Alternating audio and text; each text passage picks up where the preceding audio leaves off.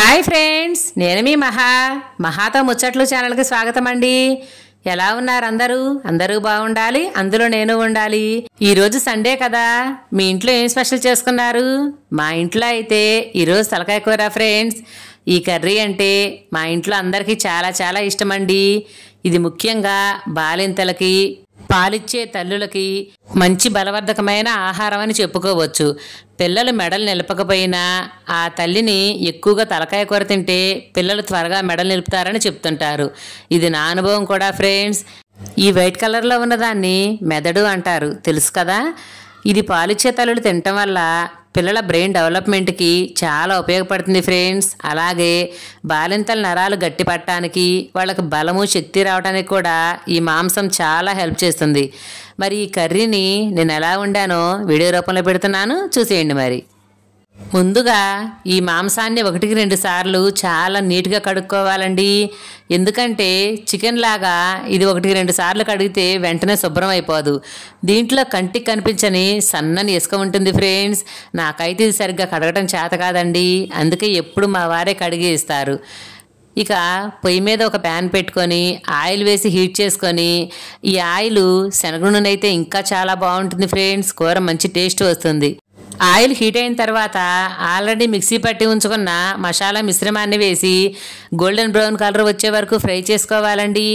ఈ మసాలా నేను ఇప్పటికిప్పుడు పట్టిందే ఫ్రెండ్స్, ఇది నిల్వ ఉంచిందైతే కాదండి.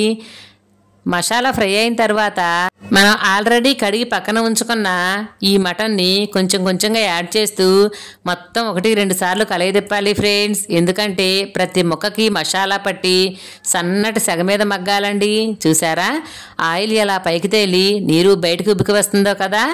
ఇక్కడ నేను టిప్ చెప్తానండి. మటన్ కానీ తలకాయ కూర కానీ ఇటువంటి వండేటప్పుడు మంట ఎప్పుడు లో ఫ్లేమ్ మీదే ఉండాలి ఫ్రెండ్స్. సన్నటి సెగ మీద మగ్గితేనే మసాలా అంతా మొక్కకి బాగా పట్టి మొక్క మంచి టేస్ట్ వస్తుందండి. ఇలా ఆయిల్ పైకి తేలిన తర్వాత ఉప్పు పసుపు వేసి కలయబెట్టి మరి కొంచెం సేపు మగ్గనిచ్చి ఫైనల్లీ కారం వేసిన తర్వాత కూడా కూరని 1-2 సార్లు తిప్పి సన్నటి సెగ మీద ఒక 5 నిమిషాలు మగ్గనివ్వండి. ఆ తర్వాత చూడండి, ఆయిల్ పైకి తేలి ఎంత గ్రేవీగా కనిపిస్తుందో కదా. ఒకసారి చూడండి. ఇలా ఆయిల్ బయటికి వచ్చిన తర్వాత మాత్రమే ఈ కర్రీలో వాటర్ యాడ్ చేయాలి ఫ్రెండ్స్. ఇలా వాటర్ యాడ్ చేసిన తర్వాత మూత పెట్టి ఒక 10-15 నిమిషాలు ఉడకనివ్వండి. అలా ఉడికిన తర్వాత మాత్రమే ఈ మెదడుని కర్రీలో యాడ్ చేయాలి ఫ్రెండ్స్. ముందే కనుక మెదడుని వేసేస్తే మొత్తం చిదురైపోతుందండి, చిన్న చిన్న ముక్కలుగా అయిపోతుంది. కనుక ఈ మెదడు ఇలాగే కదలకుండా ఉండాలంటే కర్రీ 70% కుక్ అయిన తర్వాత మాత్రమే మెదడుని వేసి మరీ ఎక్కువ తిప్పకుండా మూత పెట్టి కదలకుండా ఉడకనివ్వాలి ఫ్రెండ్స్. అయితే ఇక్కడ మెదడు చిదురవకుండా చూసుకుంటూనే మాంసం మొక్క ఉడికిందా లేదా అనేది కూడా చూసుకోవాలి ఫ్రెండ్స్. ఎందుకంటే కర్రీ ఎంత ఎక్కువగా ఉడికితే ముక్క అంత మెత్తగా గుజ్జుగా ఉంటుంది. మరీ గట్టిగా ఉన్నా కూడా ఈ కూర తినలేరండి. అంటే ఇది లేత తలకాయ కాబట్టి కూర చాలా త్వరగా ఉడికిందని చెప్పుకోవాలి ఫ్రెండ్స్. ఈ తలకాయలు మనం తీసుకునేటప్పుడు కూడా చాలామంది గొర్రె తలకాయల్ని మేక తలకాయలని చెప్పి మోసం చేసి అమ్ముతూ ఉంటారంట. అది మనం తీసుకునేటప్పుడే తెలిసిన వాళ్ళ ద్వారా తీసుకోవాలి. మా వారికైతే అవి బాగా తెలుసండి. ఎందుకంటే మా అత్తయ్య వాళ్ళ ఇంట్లో వీళ్ళు చిన్నపిల్లలప్పుడు మేకలు గొర్రెలు అన్నీ ఉండేవి. అందుకని ఏది గొర్రె తలకాయో ఏది మేక తలకాయో మా వారికి బాగా తెలుసు. ఈరోజు ఈయన తెచ్చిన తలకాయ చాలా లేద్దవటం వల్ల కూర త్వరగా అయిపోయింది. అలాగే టేస్ట్ కూడా ఎక్సలెంట్గా ఉంది ఫ్రెండ్స్. ఫైనల్లీ కర్రీ అయితే రెడీ అయిపోయింది ఫ్రెండ్స్. మరి ఎందుకు అలా గంటతో కలయబెడుతున్నా అనుకుంటున్నారా? పులుసు చూస్తున్నానండి. రేపు టిఫిన్కి దోశలు వేశాను.